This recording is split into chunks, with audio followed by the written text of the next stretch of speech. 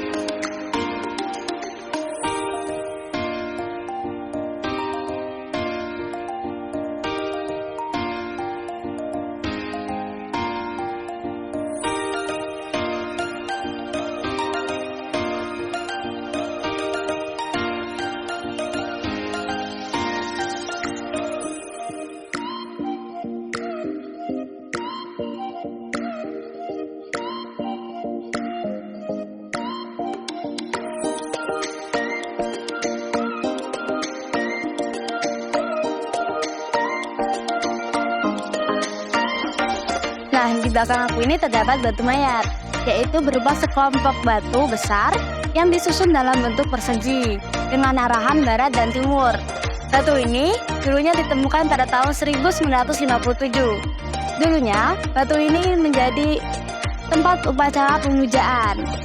Nah, di sini selain benteng dan bunda berunda, peninggalan kebudayaan megalitik di situs ini diantaranya menhir, dolmen, 19 batu berlubang, 2 lumpang batu, 4 batu bergores, dan sekelompok batu besar yang dikenal sebagai batu mayat atau batu kandang.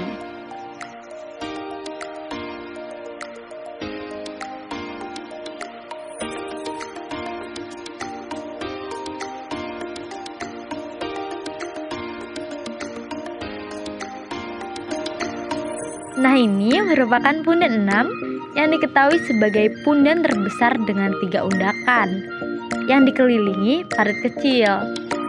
Punden ini juga terdiri dari 3 teras yang semakin ke atas ukurannya semakin kecil.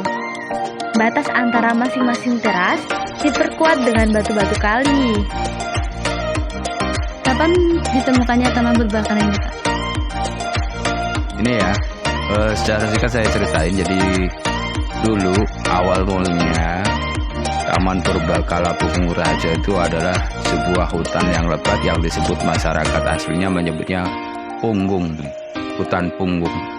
Hutan punggung, punggung itu artinya dataran yang tinggi. Jadi memang sebelum dibuka untuk pemukiman segala macam dan untuk pertanian oleh masyarakat transmigrasi lokal dari daerah Metro Batanghari dan Sekampung itu dijadi hutan dulu, hutan lebat yang memang dulu awalnya memang pemukiman zaman nenek moyang kita, tapi begitu udah ditinggal pergi begitu saja jadi hutan yang lebat. Jadi setelah awal mulai transmigrasi itu tahun 1954. Nah, itu awal transmigrasi datang membuka lahan pertanian dan pemukiman. Kemudian setelah membuka pertanian, salah satu penduduk yang namanya Bapak Ngadiran, tepatnya tanggal 14 Agustus tahun 1957, itu menemukan sebuah arca yang namanya arca Bodhisattva atau patung tipe Polinesia atau Putri Badaria. Jadi menemukan arca Bodhisattva atau Putri Badaria. Jadi setelah penemuannya tahun 1957 itu kemudian berentet tahun 1906, mulai dari 1968, 73, 75 sampai 77 bahwasanya ditetapkan di sini memang banyak benda cagar budaya dan situs cagar budaya peninggalan nenek moyang kita dari zaman prasejarah, zaman klasik, perkembangan agama Hindu sampai perkembangan Islam. Salah satu contoh mungkin itu ada punden, ada batu mayat, dan ada kolam megalitik. Sebagian besar jadi peninggalan cagar budaya yang sifatnya statis, tidak bergerak seperti punden tadi yang saya sebutkan, punden dan batu mayat itu sebagai tempat pemujaan nenek moyang kita. Jadi kalau punden adalah dibuat karena nenek moyang dulu percaya bahwa tempat yang tinggi adalah tempat yang suci, dianggap dekat dengan roh nenek moyang, makalah dibuat punden.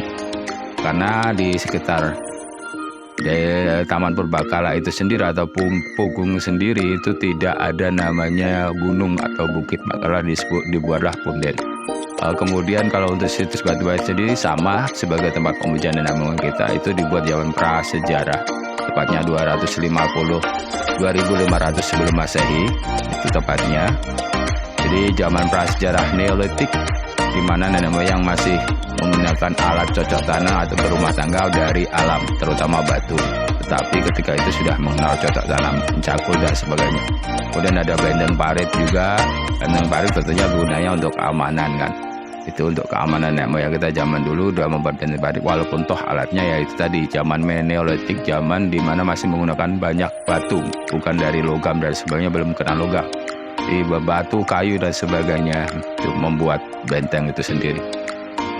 Kemudian yang luar biasanya Taman Purbakala ini, di Taman Purbakala ini sebuah pemukiman yang melalui 3 masa, itu yang sangat luar biasa, mungkin jarang dikali ditemuin di Indonesia ini sampai sedemikian rupa gitu. Artinya dari zaman prasejarah Neolitik itu sudah ada penghuninya Taman Purbakala melalui itu bukti-bukti sejarah tadi, punden dan sebagainya itu tadi. Kemudian zaman perkembangan agama Hindu Buddha atau disebut zaman klasik, kemudian sampai perkembangan Islam, itu semua ada bukti sejarahnya, bisa dilihat di Rumah Informasi dan di lokasi itu sendiri, Taman Purbakala sendiri. Itu mungkin singkatnya. Jadi memang itu kalau ditetapkannya cagar budaya itu tahun 77 itu ditetapkan sebagai cagar budaya dan direnovasi atau direhab kembali itu tahun 77 sampai tahun 1984. Itu setelah direhab kembali dan dibuka untuk umum sebagai wisata edukasi atau pendidikan dan wisata budaya. Mungkin situ aja singkatnya tentang Taman Purbakala Bungur Harjo. Nah itu dia teman-teman, peninggalan sejarah yang ada di Pugur Harjo. Kita sebagai generasi milenial wajib melestarikannya ya. Jangan lupa, jika kalian berkunjung ke Lampung Timur, kunjungi Taman Purbakala Pugur Harjo.